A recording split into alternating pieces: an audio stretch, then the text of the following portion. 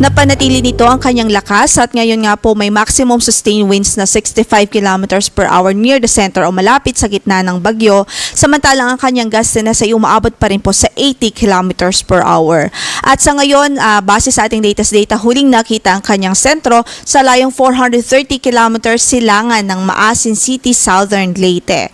At mabagal pa rin itong binabaybay, mabagal pa rin ang kanyang pagkilos at binabaybay nito ang karagatan sa silangang bahagi ho ng Kabisayaan. At ang kanyang direksyon ay north-northwestward. Based na rin po sa latest na track na ipinalabas po natin ngayong 5 a.m. bulletin. So makikita nga po natin na sa susunod na 2 hanggang sa 3 araw ay pahilagang kanluran ng kanyang track o pagkilos. So papalapit po ito sa landmass. We're still expecting na ito po ay lalapit sa landmass. At ang possible closest approach po nito sa Eastern Visayas is by Saturday o bukas po yan. And then possible closest approach naman niya sa eastern part ng Bicol ay sa Sunday naman. So sinasabi po natin close approach dahil ang ibig sabihin po niyan, posible na manatili sa karagatan ng kanyang sentro pero yung diametro niya ay mahahagip yung malaking bahagi ng Eastern Visayas at Bicol. Kasi kung makikita nga po natin, dito po sa mapa, ito po yung kanyang track. At ito rin po yung diametro ng bagyo. So, if we will project it alongside the track, ibig sabihin sa mga susunod na araw po ay mahahagip at apektado ang ilang bahagi ng Caraga Region, ang Eastern Visayas at ang malaking bahagi ng Bicol Region sa mga susunod na araw. So, importante po na alam po natin at updated po tayo sa tropical cyclone wind signal na nakataas sa ating lugar. So, it's also important to note na posible pa rin ho yung landfall scenario, lalong-lalo na po kung pumihit pakanluran o westward shift yung itong track po ng bagyo. So, mas maganda po maging updated or mag-monitor sa magiging updates ng Pag-asa. As long as nakapalobang yung lugar dito po sa tinatawag nating cone of uncertainty or cone of probability, ibig sabihin ay pwede pong dumaan mismo ang sentro ng bagyo dyan. Samantala, by Sunday afternoon onwards, ay nakikita naman po natin na magno-northeastward itong bagyo. Ibig sabihin, pipihit pa silangan naman ho, pa northeastward yung kanyang track dahil nakikita po natin posible na sumama po ito sa trough na nasa kanang bahagi ng bansa. Pero dahil eventually ay hindi naman din po ito, kumbaga bibitaw din po ito doon sa trough, so iikot o maglulup po itong bagyo.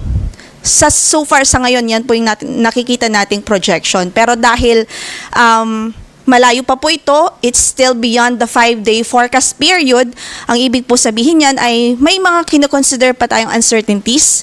So, mataas pa yung uncertainty niyan. So, ang pinakamainam ay mag-monitor po sa magiging update ng Pag-asa. And rest assured that we will continuously give updates, lalong-lalo na po pag malapit na po ito sa ating landmass. So sa ngayon, signal number 1 pa rin na nakataas sa eastern portion ng Camarines Norte, sa Camarines Sur, Catanduanes, Albay, Sorsogon, eastern portion ng mainland Masbate kasama na ang Ticao at Buris Islands, northern Samar, sa Samar, eastern Samar, Biliran, northern and central portions ng Leyte, eastern portion of southern Leyte, sa Dinagat Islands, Surigao del Norte at Surigao del Sur. So ito po yung mga lugar kung saan ay makakaranas po ng mga pagulan.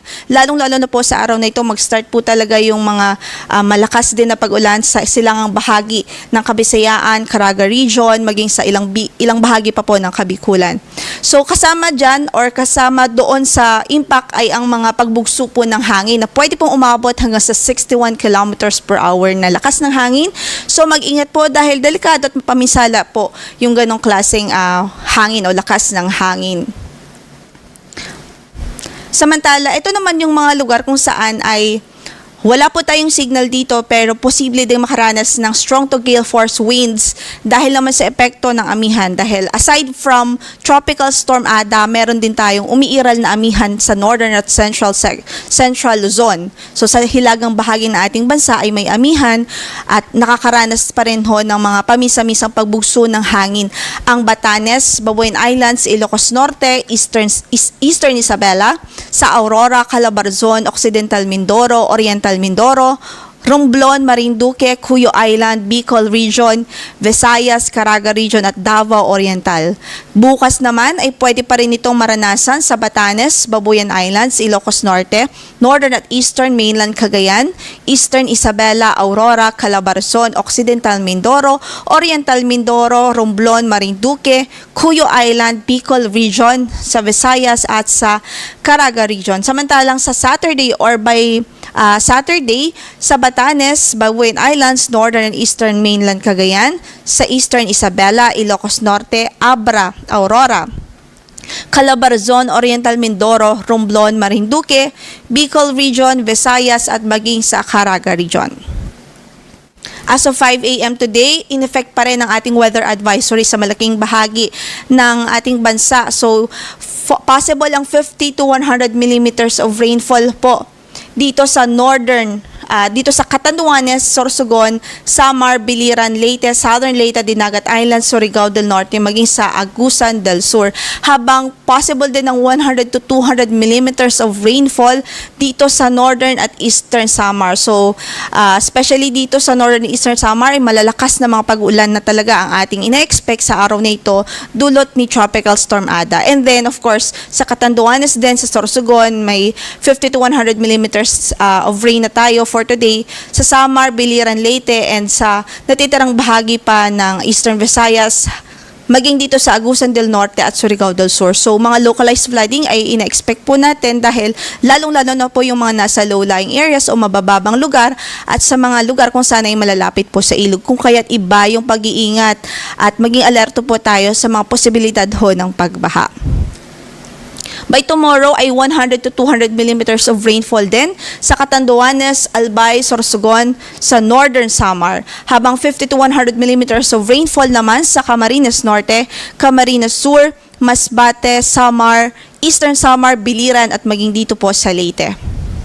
Then by Sunday, possible pa rin ng 50 to 100 millimeters of rains sa Camarines Norte, Camarines Sur, Albay, maging sa Catanduanes. So, yan po ay epekto o direktang epekto ni Tropical Storm Ada. Sa ngayon, wala pa tayong gale warning sa anong bahagi ng ating mga baybaying dagat, although pinag-iingat pa rin natin ang ating mga kababayan na gumagamit ng maliliit na sasakyang pandagat dito po sa northern at eastern seaboard po ng bansa dahil nga po sa epekto yan ng amihan at maging yung presence po nitong bagyong si Ada dito sa silangang bahagi ng karagatan ho ng Kabisayaan at Mindanao.